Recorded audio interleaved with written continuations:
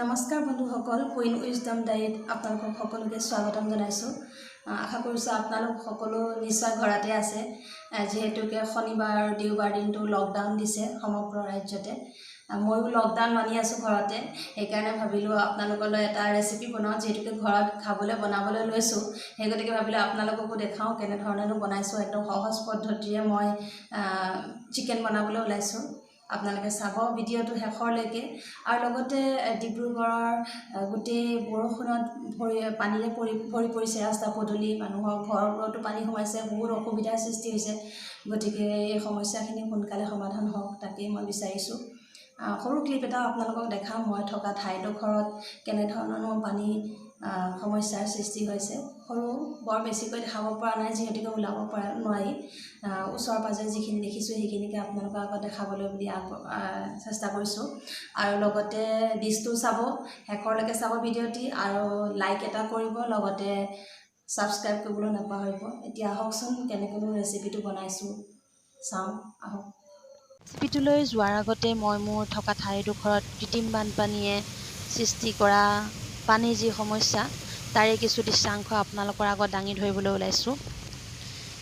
এই ৰাস্তাটো হৈছে ডিব্ৰুগড় চকিটিঙি খেলপথাৰৰ পৰা আৰম্ভ হৈ নেশ্যনেল হাইৱেত সংযোজন হৈছে, যিটো ৰাস্তাক আমি কনভয় ৰোড বুলি কওঁ। এই ৰাস্তাটোত কেইবাখনো স্কুল, লগতে কলেজ আৰু এখন হস্পিটেলো আছে। গতিকে মানুহখিনি অহা যোৱাত খুবেই কষ্ট হৈছে। দুদিন বৰষুণ দিওঁতেই ডিব্ৰুগড়ৰ এই অৱস্থা দেখি বেয়া লাগিছে। সোনকালেই ৰাইজে এই সমস্যাৰ পৰা পৰিত্ৰাণ পাওক, তাকেই আশা কৰিছোঁ।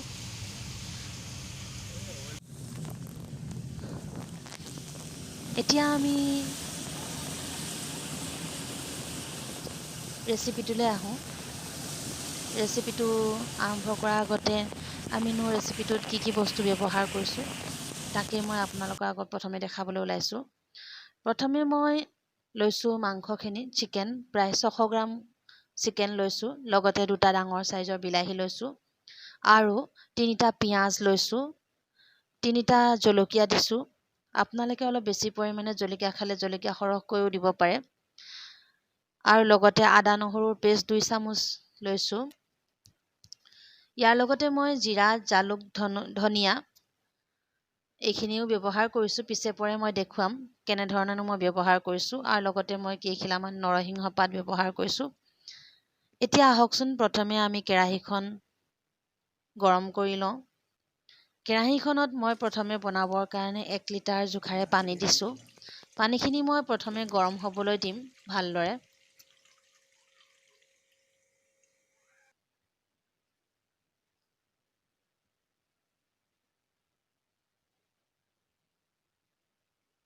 গেছৰ ফ্লেমটো অলপ বঢ়াই দিছোঁ আৰু ঢাকনখন লগাই দিছোঁ।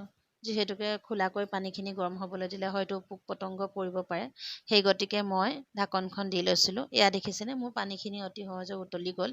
এতিয়া মই ইয়াত কাটি থোৱা বিলাহী কেইডোখৰ অলপ সময়ৰ কাৰণে বইল কৰিম। বিলাহী কেইডোখৰ এইকাৰণেই বইল কৰিছোঁ যে বিলাহীত থকা যি ওপৰৰ যি পাতলীয়া অংশটো, সেই অংশটো শৰীৰৰ কাৰণে ভাল নহয়। গতিকে মই সেই ছালখন আঁতৰাবৰ বাবে বিলাহীখিনি প্ৰথমে বইল কৰি লৈছোঁ।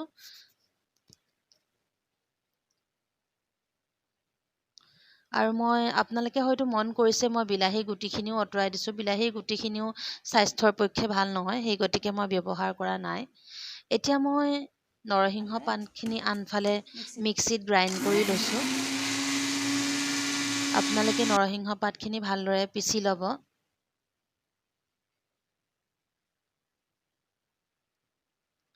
এয়া মই এইখিনি গ্ৰাইণ্ড কৰিছোঁ, কিন্তু ভালদৰে পিচ খোৱা নাই। সেই গতিকে মই অকণমান পানী দিম ইয়াত। পানী দি আকৌ পুনৰাই আকৌ মিক্সিত এবাৰ গ্ৰাইণ্ড কৰি ল'ম, যাতে ভালদৰে পেষ্টটো হয়।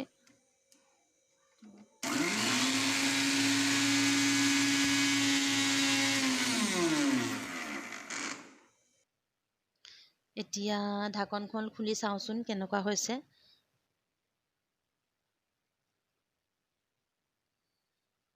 আমাৰ এয়া নৰসিংহৰ পেষ্টখিনি প্ৰায় হৈ গৈছে ধুনীয়াকৈ। এতিয়া মই আনফালে ঢাকনখন খুলি চাওঁ বিলাহীৰ কি অৱস্থা হৈছে। এয়া বিলাহীখিনি আমাৰ হৈ গৈছে। এতিয়া মই বিলাহীখিনি এখন প্লেটত সাৱধানেৰে কাঢ়ি ল'ম।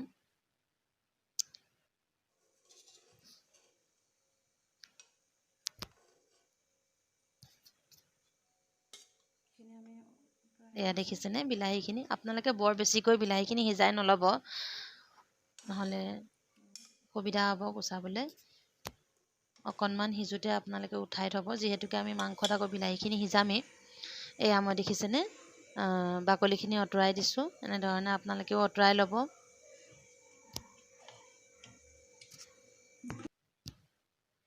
এতিয়া আমি যিখিনি পানীত বিলাহীখিনি বইল কৰিছিলোঁ সেই পানীখিনিতে আমি এতিয়া আদা নহৰুৰ পেষ্টখিনি দিম, আৰু লগতে কাটি থোৱা যিখিনি পিঁয়াজ আছিল সেই পিঁয়াজখিনিও আমি এতিয়া ইয়াতে দি দিম।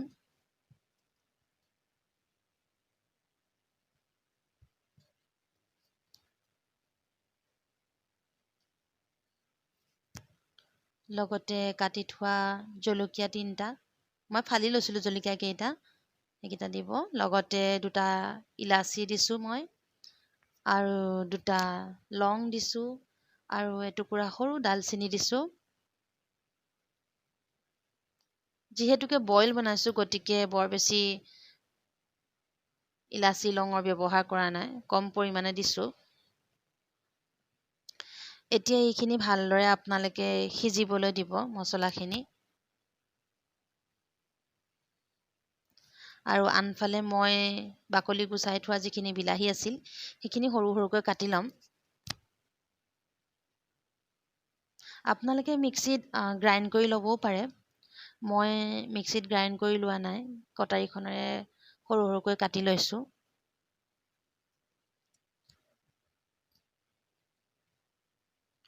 এতিয়া আমি কেৰাহীৰ ঢাকনখন উঠাই চাওঁচোন। এয়া আমাৰ মছলাখিনি প্ৰায় সিজি গৈছে। এতিয়া আমি ইয়াতে বিলাহীখিনি দি দিম,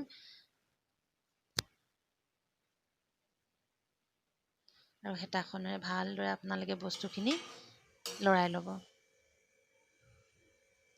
এতিয়া হেতাখন আঁতৰাই ঢাকনখন পুনৰ বন্ধ কৰি দিব, আৰু এতিয়া আপোনালোকে মাংসখিনি ইয়াত দি দিব।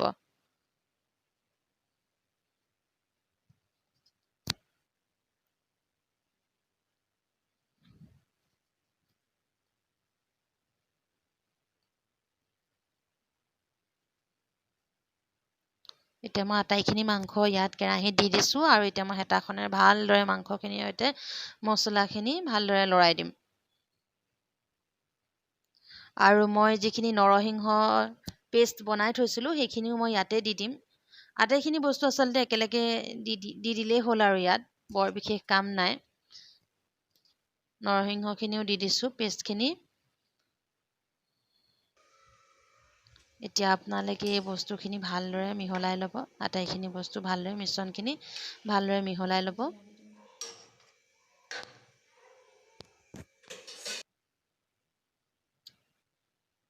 আৰু এতিয়া মই এচামুচ জোখাৰে জিৰা দিছোঁ, আৰু আপোনালোকে যিমান পৰিমাণৰ পানী দিয়ে সেই অনুপাতে নিমখ দি ল'ব।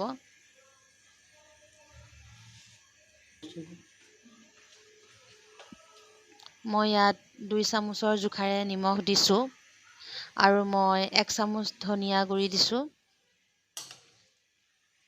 এতিয়া মই আকৌ পুনৰাই বস্তুখিনি ভালদৰে হেতাখনেৰে লৰাই মিহলাই ল'ম, আৰু মই এনেধৰণে এতিয়া এইখিনি ঢাকনখন লগাই প্ৰায় 15 মিনিটমান সময় সিজিবলৈ দিম। এয়া দেখিছেনে মাংসখিনি উতল আহিছে, আৰু উতল অহাৰ লগে লগে মই ইয়াত জালুক দিছোঁ 1 চামুচ জোখাৰে। আপোনালোকে সৰহ পৰিমাণৰ জালুক দিব পাৰে, মই অলপ কম পৰিমাণে দিছোঁ। আনফালে যিহেতুকে আমি মাংসত আলু ব্যৱহাৰ কৰিম গতিকে মই আলুখিনি কিন্তু প্ৰথমে বইল কৰি লৈছোঁ। বৰ বেছিকৈ বইল কৰি নলওঁ, অলপ কম পৰিমাণে মই এইখিনি বইল কৰি ল'ম, যিহেতুকে আলুত কাৰ্বহাইড্ৰেট আৰু ষ্টাৰ্চৰ পৰিমাণ বহুত বেছি পৰিমাণে থাকে, গতিকে মই সেইখিনি কমাবৰ বাবে আলুখিনি বইল কৰি লৈছিলোঁ। এতিয়া মোৰ আলু বইল কৰি হৈ গ'ল, আৰু বইল কৰি থোৱা আলুখিনি মই এতিয়া মাংসত দি দিম। আলুখিনি বৰ বেছি আপোনালোকে বইল কৰি নল'ব, যিহেতুকে মাংসখিনি অলপ সিজিবলৈ সময় লাগে, আৰু গতিকে মাংসখিনিৰ লগত আলুখিনি দিয়াৰ লগে লগে আলুখিনি আকৌ সিজিবই, গতিকে মই আলুখিনি কম পৰিমাণে সিজাই লৈছিলোঁ। এতিয়া এই আটাইখিনি বস্তু আপোনালোকে ভালদৰে আকৌ পুনৰাই 10 মিনিটমানৰ কাৰণে সিজিবলৈ দিব। এতিয়া যিহেতুকে আমি এইখিনি বৰ বেছি পনীয়া নকৰোঁ, অকণমান গ্ৰেভি কৰিম, সেই গতিকে মই পানীখিনি শুকুৱাই দিলোঁ আৰু অলপ পানী শুকাওঁতে মই ইয়াত নেমু ৰস 2 চামুচমান চেপি দিলোঁ। নেমু ৰস দিছিলোঁ, 2 চামুচ নেমু ৰস দিছোঁ মই ইয়াত।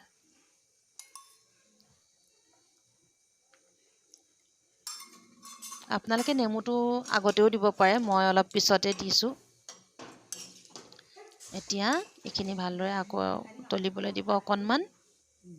আমাৰ প্ৰায় হৈয়ে গৈছে এইখিনি বইল চিকেনখিনি। খাবলৈ বৰ সোৱাদ হয়, আপোনালোকে বনাই চাব, খুব হেল্ডি হয়। যিহেতুকে ইয়াত কোনো ধৰণৰ আমি মছলা তেনেকৈ ইউজ কৰা নাই।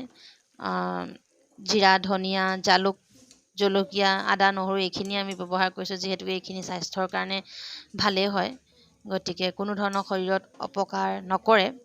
গতিকে আপোনালোকে এইটো সহজ পদ্ধতিৰে বনোৱা এটা চিকেন হয়, বনাই চাব, খাবলৈও খুবেই ভাল হয়। যিহেতুকে আমি মাংস বুলি ক'লে প্ৰায় তেল দিয়ে বনোৱা হয়, বইল চিকেন খুব কমেই খোৱা হয়, কিন্তু এনেধৰণেও আপোনালোকে বনাই চাবচোন, খাবলৈ বৰ সোৱাদ হ'ব। এতিয়া মই এটা বাউলত বস্তুখিনি উলিয়াই দিছোঁ। আপোনালোকে ঘৰত বনাব আৰু কমেণ্টত জনাব কেনে লাগিলে। ভাল পালে লাইক, লগতে ছাবস্ক্ৰাইব কৰিবলৈও নাপাহৰিব। ধন্যবাদ।